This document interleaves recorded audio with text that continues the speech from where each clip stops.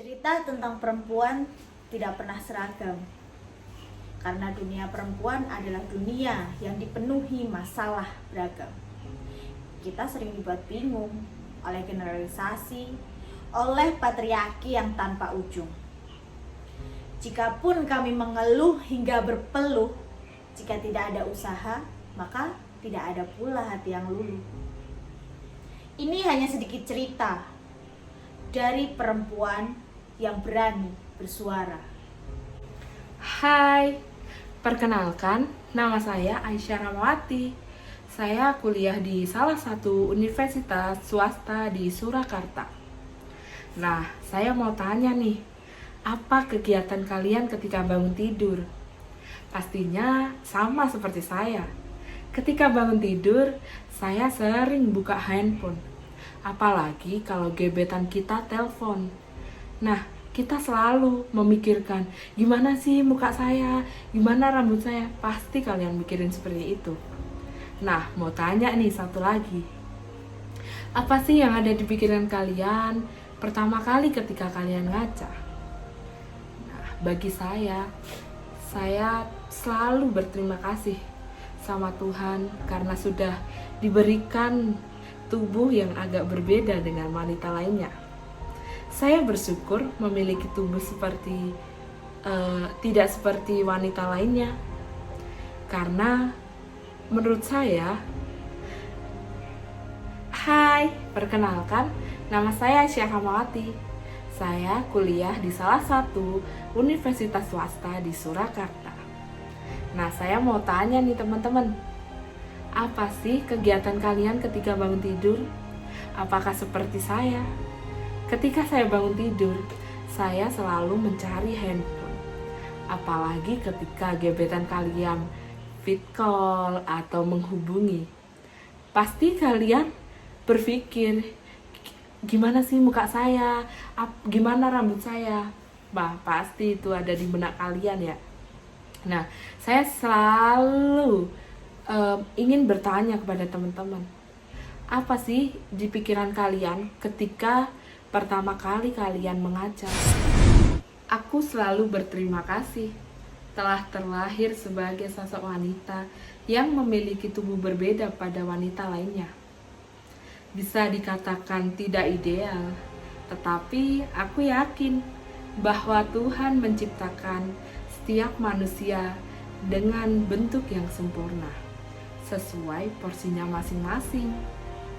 Apakah ini hanya persepsiku atau hanya sekedar menghibur diriku saja?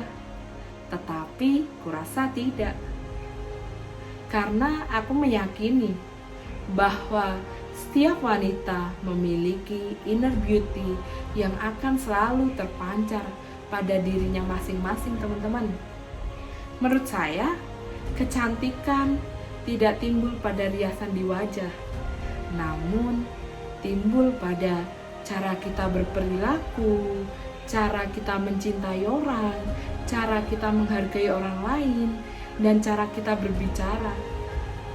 Riasan di wajah mungkin bisa saja luntur, tetapi kebaikan hati yang tulus akan selalu terpancar. Jadi, bersyukurlah terlahir sebagai wanita. Engkau harus selalu berdaulat dengan diri engkau masing-masing. Kita wanita, kita harus mempunyai spirit untuk melangkah demi kebaikan. Walaupun tak setiap perempuan mementingkan kecantikan fisik, namun pada dasarnya perempuan ingin terlihat cantik. Besarnya keinginan seorang perempuan untuk terlihat cantik membuat kamu berpikir bahwa dirimu jauh dari kata menarik. Kegundahan para kaum perempuan untuk terlihat menarik membuat mereka selalu berusaha menjadi yang lebih baik. Hai, saya Indit Larasati. Kata orang, anak bontot itu anak yang manja. Tapi tidak dengan saya. Karena saya dituntut jadi anak yang mandiri. Dari SD, SMP, sampai SMK. SMK saya sekolah di sekolahan STM, sekolahan para pria. Dulu sempet ada yang bilang paling besok kalau belum lulus udah hamil duluan. Tapi di sini saya membuktikan saya bisa melewati semua itu. Saya bisa lulus di sekolah STM tanpa membuat nama baik orang tua saya jelek. Katanya anak bontot itu gak bisa diandalkan. Itu saya patahkan juga. Karena apa? Sebagai anak bontot, saya bisa kuliah dengan biaya sendiri. Saya kerja di perusahaan swasta di Yogyakarta.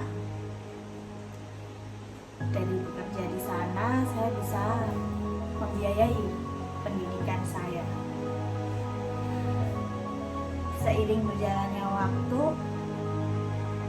saya merintis usaha warung kopi. Kecil sih, tapi saya bisa mempekerjakan karyawan.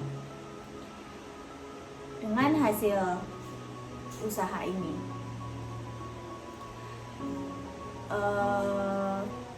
dengan seperti itu, sekarang banyak yang bilang udah sukses ya, udah bisa usaha sendiri ya.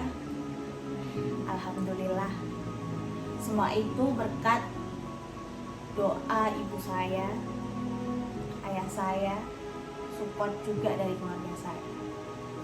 Sebagai perempuan, saya selalu dididik untuk selalu bersyukur segala rintangan, tantangan. Awalnya buka usaha kopi, saya takut gagal.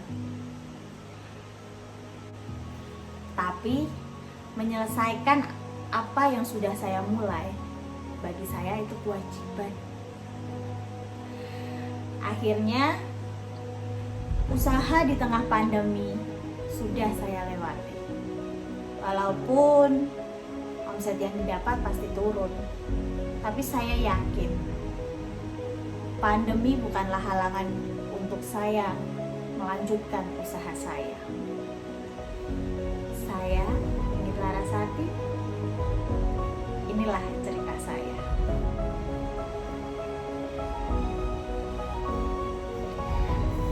Hai, perkenalkan nama saya Amanda Tutisha Blimila. Saya berumur 23 tahun. Untuk saat ini saya bekerja di salah satu perusahaan swasta dan bekerja sebagai analis kesehatan. Saya bekerja karena banyak sekali suatu alasan hidup saya. Salah satunya yaitu saya menjadi wanita harus mandiri secara finansial. Kenapa?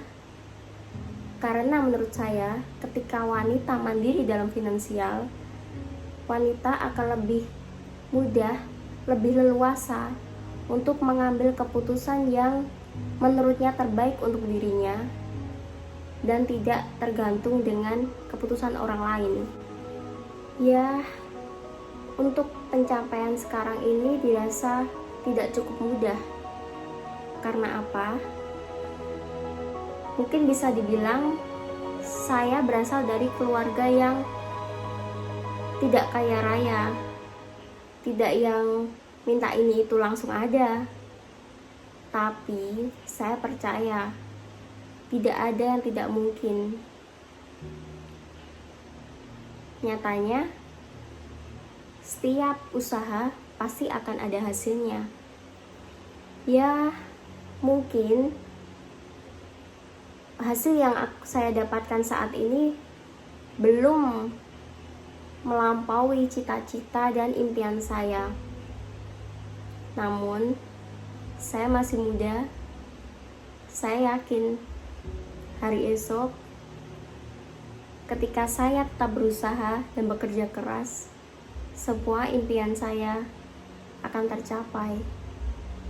Tetap menjadi wanita mandiri, merdeka, tanpa adanya tekanan dari orang lain. Ini sedikit cerita dariku, versi terbaikku hari ini. Aku tunggu versi terbaikmu. Hai, saya Liza Evitasiku dan biasanya orang manggil saya Vita. Dulu ada orang bilang, anak-anak korban broken home paling ntar juga hidupnya gak ada faedahnya, paling hidupnya nanti gagal. Saya dulu pernah mengimani kata-kata itu. Tidak, sebenarnya itu sebagai sebuah pembenaran dari apa yang saya lakukan sebagai pelampiasan. Tetapi hidup adalah perjalanan dinamis. Orang bisa menjadi apapun ketika dia menginginkan apapun.